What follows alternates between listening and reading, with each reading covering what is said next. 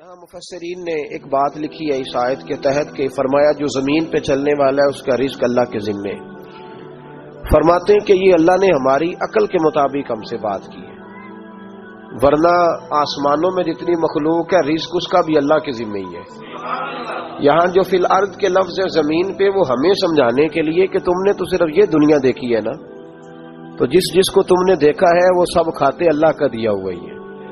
تو جو ہم نے دیکھا تھا رب کریم نے اس کے مطابق ہمیں سمجھا دیا. فرمایا کچھ تو تم نے دیکھے نہیں، چلو ان کی تم سے بات نہیں کرتے، پر جو تم نے دیکھے ہیں ان سب کا رزق کس کے ذمے ہے؟ اللہ کے. میرے محبوب کریم علیہ الصلوۃ والسلام نے فرمایا اللہ پہ بھروسہ رکھ کے سویرے نکل جانا رزق کی تلاش میں. کس پہ بھروسہ رکھنا ہے؟ نکلنا تمہارے ذمے ہے. یہ نہ کہنا کہ گھر بیٹھوں گا تو یہیں آئے گا. نکلنا تمہاری ذمہ داری ہے، جتنی ذمہ داری ہے وہ پوری کرنا. اللہ پہ بھروسہ کر کے نکل جانا تمہاری ذمہ داری ہے. رب کا ذمہ ہے تمہیں رزق دینا، وہ ضرور تمہیں رزق پہنچائے گا. یا رسول اللہ صلی اللہ علیہ وسلم کس طرح پہنچے گا؟ تو ذرا حضور کے لفظوں کا حسن بھی دیکھیے. نبی پاک صلی اللہ علیہ وسلم نے فرمایا جس طرح موت تمہیں ڈھونڈ لیتی ہے نا کہ تم کہاں موجود ہو، جب وقت آتا ہے تو انسان پاکستان میں ہو تب بھی آ جاتا ہے، جدہ میں ہو تب بھی آ جاتا ہے، مکہ میں ہو یا مدینہ طیبہ میں وقت پھر بھی آ جاتا ہے. فرمایا جس طرح موت تم جہاں بھی ہو تم تک پہنچ جاتی ہے نا، اس طرح تمہارا رزق بھی تم جہاں موجود ہوتے ہو اللہ وہاں پہنچا دیتا ہے. تو یا رسول اللہ صلی اللہ علیہ وسلم کس انداز میں؟ تو فرمایا نکل جانا تمہاری ذمہ داری ہے. فرمایا سویرے پرندے بھی نکل جاتے ہیں اور شام کو جب لوٹتے ہیں تو اللہ انہیں پیٹ بھر کے روزی عطا فرماتا ہے. حالانکہ ان کو نہیں پتا ہوتا ہمارا کارخانہ کہاں ہے، ہم نے کہاں جا کے مزدوری کرنی ہے. ان کو نہیں پتا ہوتا کہ ہمارا دفتر کہاں ہے، ہم نے کس آفس میں بیٹھنا ہے. ان کو نہیں پتا ہوتا کہ ہم نے کہاں جا کے مال خریدنا ہے اور کہاں سے ہم نے پھر اس کو دوبارہ بیچنا ہے. انہیں خبر نہیں ہوتی. اللہ پہ بھروسہ کر کے نکل جاتے ہیں. نکلنا تو تیرے ذمے ہے کہ نہیں؟ فرمایا وہ تو ڈیوٹی کر، شام کو اللہ جو رب پرندوں کو روزی دیتا ہے وہ تجھے بھی عطا فرمائے گا. تو جس حال میں ہے، کیونکہ تو نے اپنا یہ حال خود نہیں بنایا، جس نے بنایا ہے وہ بڑا بہتر جانتا تھا کہ تو اسی حال میں اسے اچھا لگتا ہے. تو اسے اسی حال میں، ایک بزرگ تھے تو ان کی طبیعت بڑی علیل ہو گئی، بیمار ہو گئے، تو اللہ نے آزمائش دی تو کیڑے پڑ گئے وجود میں. ایک کیڑا یہاں سے کھا رہا تھا، اللہ والے بڑے راضی رہتے ہیں اس کی رضا پہ. تو کیڑا یہاں کھا رہا تھا تو نیچے گر گیا، تو بابا جی نے اٹھا کے پھر وہاں رکھ لیا. کہنے لگے جب اس نے تیری ڈیوٹی مجھے کھانے کی لگائی ہے تو میں اس بات پہ راضی ہوں، تو نیچے کیوں گرتا ہے؟ بس ٹھیک ہے کھا، جب اس نے تجھے ڈیوٹی جو تیری لگائی ہے. سالبہ بن عبد الرحمان ایک صحابی تھے، سالبہ غالباً نبی پاک صلی اللہ علیہ وسلم کی خدمت میں آئے. کہنے لگے یا رسول اللہ صلی اللہ علیہ وسلم غربت بڑی ہے، میرے لیے دعا کریں اللہ زیادہ مال دے. تو محبوب صلی اللہ علیہ وسلم نے فرمایا تو جس حال میں اچھا ہے وہ تیرے لیے بہتر ہے، جس میں تو ہے وہی حال تیرے لیے. مشکل ہے نا یہ جواب سننا. یا رسول اللہ صلی اللہ علیہ وسلم دعا کر دے. تو محبوب نے کیا فرمایا؟ فرمایا تو جس حال میں ہے نا وہ حال تیرے لیے بہتر ہے، اسی میں رہ. کہ نہیں حضور دعا کرے. فرمایا سالبہ تو باز آ جا. حضور دعا کرے. فرمایا تو باز آ جا. 2-3 دفعہ کا ضد کی. محبوب نے فرمایا جا پھر اللہ تجھے زیادہ پیسے دے گا. چند بکریاں خریدی، اتنی برکت ہوئی کہ بکریوں کے ریوڑ بن گئے. پھر کچھ بکریاں بیچ کے گائے خرید لی، ان کے بھی ریوڑ ہو گئے. پھر کچھ اونٹنیاں لے لی، ریوڑ ہی ریوڑ. پہلے 5 وقت مسجد میں آتے تھے، اب فجر اور عشاء رہ گئی. پھر مال زیادہ ہوا تو مدینے شہر میں کوئی جگہ ہی نہیں، مدینے سے باہر حویلی خریدی. پھر جمعہ ہی رہ گیا، جمعے کے جمعے آتے. زکوٰۃ کا حکم آیا. میرے نبی کریم علیہ السلام نے حضرت ابو ہریرہ کو بھیجا. فرمایا جا اسے کہہ تیری زکوٰۃ بنتی ہے 2.5%. تو سالبہ کے پاس حضور نے پیغام بھیجا. پہلے تو کہا تیرے لیے بہتر نہیں مال. جب اصرار کیا تو بڑی برکت ہو گئی، بڑا آیا تو فرمایا زکوٰۃ دے. 2.5% زکوٰۃ ہے. جب سوچا کہ 5 اونٹوں پہ ایک بکری جائے گی اور بڑا سارا مجھے دینا پڑے گا. اب جب غور کیا تو یہ تو نہ کہا کہ میں نہیں دیتا، حضرت ابو ہریرہ سے کہنے لگے نبی کریم علیہ السلام کی خدمت میں عرض کرنا کہ میں خود آؤں گا. حضرت ابو ہریرہ نے آ کے عرض کی یا رسول اللہ صلی اللہ تعالی علیہ وسلم. حضور وہ کہتے تھے میں خود آؤں گا.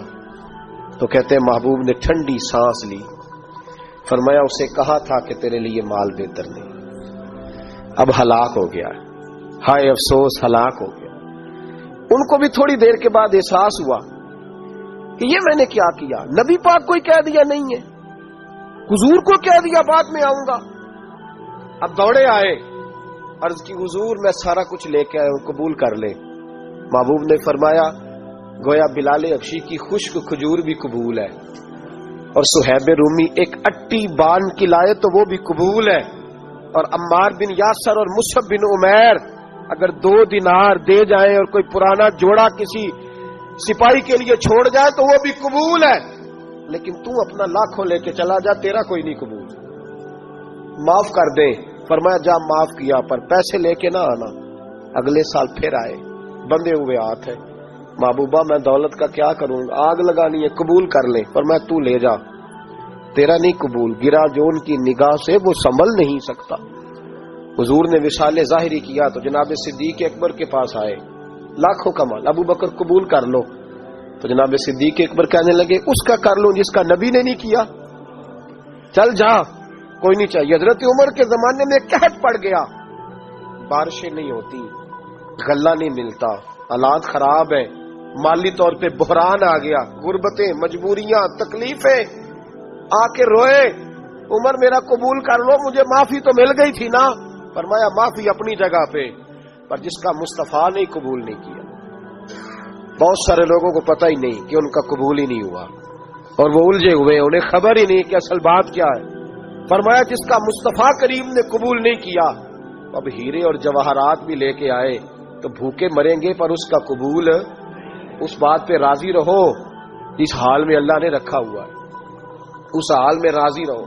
یہ جو مصیبت ہے نا دیکھنی کہ وہ بھی میرے پاس, تمہیں کیا پتا, کبھی پوچھ تو صحیح اس سے وہ کس مصیبت کا شکار ہے جو مالی طور پہ بڑا امیر ہے. تو اس کی طرف دیکھ کے اپنا دل برا کرتا ہے. بس جس حال میں رب نے رکھا ہے اس حال میں رہ. حضرت عثمان غنی کے زمانے میں تو وہ وصال کر گئے, لیکن بھائی تو جس حال میں تیرا رب تجھے رکھتا ہے اس حال میں رہ, تیری مالی پریشانیاں ختم ہو جائیں گی. امام شافعی فرماتے ہیں جن گھروں میں لوگ فجر کی نماز کے وقت سوئے ہوتے ہیں ان گھروں میں رزق نہیں آتا. آپ فرماتے ہیں فجر کا وقت اللہ کے دینے کا وقت ہے, اس وقت اللہ بانٹتا ہے. حضور صلی اللہ علیہ وسلم کا فرمان ہے نا حدیث میں کہ تہجد کے وقت اللہ پہلے آسمان پہ نزول اجلال فرماتا ہے جو اس کی شان کے لائق ہے تہجد کے وقت, اور وہ کہتا ہے مانگو میں تمہیں عطا کروں گا. لینے کی باری آئے تو بندہ سمیٹ کے اندر گھس جائے. ہمارے ہاں یہ ہوتا ہے کہ عشاء کے بعد بچے بیٹھتے ہیں موبائل لے کے, تہجد کا وقت آتا ہے تو ان کی آنکھیں بند ہونی شروع ہوتی, تو لینے کے وقت تو سویا تھا, تیرا مسئلہ کیسے حل ہوگا بھائی؟ جب کوئی آدمی خیرات بانٹ رہا ہو تو جو پیالہ پیچھے کر لے اسے ملے گا. کہتے اس وقت آنا جب میں بانٹ رہا تھا, اب تو کدھر آ گیا ہے. مثال دے رہا ہوں. تو فجر کا وقت مانگنے کا ہے, تو ساری رات تو گزر گئی گیمیں کھیلتے, ٹی وی دیکھتے, اور جو لینے کا وقت تھا تو سو گیا, تو کیسے آئے گا تیرے پاس؟ تو اٹھے سویرے, بندوں سے مانگ کے دیکھ لیا, بڑی عزتیں خراب ہوئی. فجر کا وقت اٹھ کے جھولی پھیلائے. میرے رسول پاک علیہ السلام فرماتے ہیں, رب فرماتے ہیں جب بندے میرے آگے جھولی پھیلاتے ہیں مجھے شرم آتی ہے, کیسے خالی واپس کر دوں. تو اس کے سامنے جھولی پھیلائیں سویرے اٹھ کے, رزق میں برکت ہوگی. اور پھر ایک اور بات, 5ویں بات, رزق میں تنگی اس وقت ہوتی ہے جب ہم مال غلط جگہ پہ خرچ کرتے ہیں. اللہ مال دیتا ہے اپنے فضل سے, اور جب ہم اسے ضائع کریں. مثال دیتا ہوں, میرے پاس ایک شخص نے آ کے کہا حضرت بچی کی شادی ہے, یا میرا گھر میں کوئی بیمار ہے, یا بڑی آزمائش ہے, 10,000 کی ضرورت ہے. میں نے تھما دیا اس کو. پھر مجھے بعد میں پتا چلا کہ اوہو وہ تو عیاشی کر رہا ہے پیسوں سے, وہ تو چلا گیا کہیں گھومنے اور فلاں ہوٹل میں, مہنگے ہوٹل میں بیٹھ کے کھانا کھا لیا. تو میرے دل پہ کیا گزرے گی اس شخص کے بارے میں؟ بلا مثال و بلا تشبیہ سمجھانے کے لیے اللہ نے مال دیا فضل سے, اور اگر عیاشیوں میں لگا دیا. صوفیاء فرماتے ہیں کہ اگر ایک دھیلا تو حرام جگہ پہ خرچ کرے نا, ایک دھیلا, تو 1,00,000 دینار کی برکت تیرے گھر سے اٹھ جاتی ہے، ایک دھیلا حرام جگہ پہ۔ قرآن مجید کی آیت پڑھتا ہوں، رب فرماتا ہے ومن اعرض عن ذکری فإن له معیشۃ ضنکا، بڑی سخت آیت ہے۔ ومن اعرض عن ذکری، فرمایا جب تم میرے تذکرے سے، میرے ذکر سے منہ پھیر لیتا ہے، فإن له معیشۃ ضنکا، تو میں تیری معیشت کو، تیرے رزق کو تنگ کر دیتا ہوں، پھر تیری زندگانی تنگ ہوتی ہے۔ اور جس کی زندگی اللہ تنگ کرے اس کی کوئی کھول سکتا ہے؟ کہتا ہے بڑی جگہوں پہ گیا ہوں، بڑی پھوکے مروائی، بڑے دم کرائے، حالات صحیح نہیں ہوتے، تو مسجد آ کے توبہ کر۔ وہ کہہ رہا فإن له معیشۃ ضنکا، اعلان ہے قرآن پاک کا کہ جب تو میرے ذکر سے منہ پھیرے گا، روٹی میری کھائے اور پیسے لے کے عیاشی کرے، مسجد آئی نہ۔ حکم تو یہ ہے کہ جتنی جتنی نعمت بڑھتی جائے سجدے بڑھنے چاہیے، لیکن ہم لوگ سجدے کم کرتے جاتے ہیں، فرض نماز بھی نہیں پڑھتے، پھر رزق تنگ ہوتا ہے، پھر اللہ کے عدل کا نظام چلتا ہے، پھر خرابی ہوتی ہے۔ اس لیے یاد رکھیں قرآن مجید نے حکم دے دیا کہ اگر چاہتے ہو کہ رزق میں برکت ہو تو پھر رزق دینے والے کے آگے جھک جاؤ، پھر رزق دینے والے کے آگے جھکو۔ تو مالی پریشانی کا بہت بڑا سبب یہ ہے کہ ہم مسجد کی طرف نہیں آتے، دین کی طرف نہیں آتے، پیسہ ناجائز جگہ پہ خرچ ہوتا ہے۔